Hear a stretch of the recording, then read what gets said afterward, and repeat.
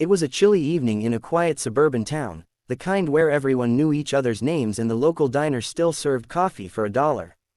The streets were dimly lit, the glow of the streetlights reflecting off the wet pavement. It seemed like an ordinary night, but for one man, it would be anything but. General Samuel Carter, a highly decorated U.S.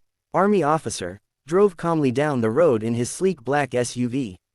The vehicle was spotless, just like the creases in his uniform when he was on duty. Despite being off-duty and dressed in a simple t-shirt and jeans, his posture and demeanor still carried the weight of a man who had dedicated his life to serving his country. At 52, with short cropped hair beginning to gray at the temples, his presence was both commanding and composed.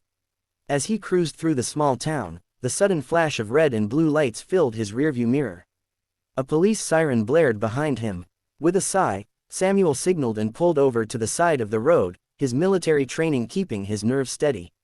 He knew he wasn't speeding or breaking any laws. A tall, burly police officer named Officer Randall stepped out of the squad car. His face was stern, his jaw tight, and his eyes, cold and unwelcoming. Randall had a reputation in town, not for his heroism, but for his short temper and the uncomfortable number of traffic stops he conducted, especially when the driver wasn't white. Samuel kept his hands on the steering wheel, fingers splayed out in clear view, a routine precaution he had learned over the years. The officer approached the window, his hand hovering near his holster. "License and registration," Randall barked, not bothering with a greeting. Samuel nodded slowly, moving his hands with exaggerated care. "I'm reaching for my wallet," he said calmly. "Then the glove compartment for my registration." Randall's eyes narrowed. "Just hurry up." Samuel handed over the documents. Randall barely glanced at them before his gaze shot back to Samuel's face. "What are you doing in this neighborhood?" "I'm driving home," Samuel replied evenly.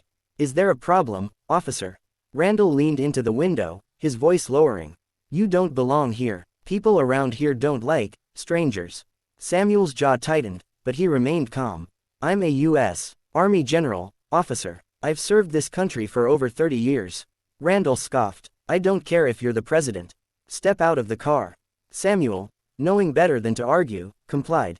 As he stepped out, Randall grabbed his arm roughly, twisting it behind his back. "Resisting arrest, are we?" Randall sneered. Before Samuel could respond, a second car pulled up, a sleek, unmarked government vehicle. Out stepped a woman in a crisp black suit. Her badge gleamed under the streetlight. "Officer Randall," she said sharply. "Release him, now." Randall froze. "Ma'am, this man was acting suspicious. General Carter is a decorated war hero," she snapped. "And you've just assaulted a senior military officer. Do you have any idea what you've done?" Randall's face drained of color. I didn't know." "Didn't know? You didn't ask," the woman interrupted. "Your badge number and report, now." A small crowd had begun to gather, neighbors peeking through curtains and standing on porches. Phones were out, recording every second of Randall's humiliation. Samuel adjusted his sleeve, his calm demeanor never wavering.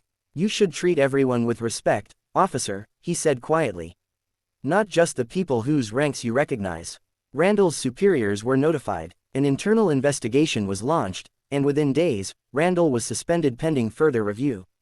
The story went viral, sparking conversations about racial profiling and abuse of power. General Carter, however, remained gracious and composed, using the incident as a platform to call for unity and better training for law enforcement. And Officer Randall, he regretted it instantly, because some lessons come with a swift and public reckoning.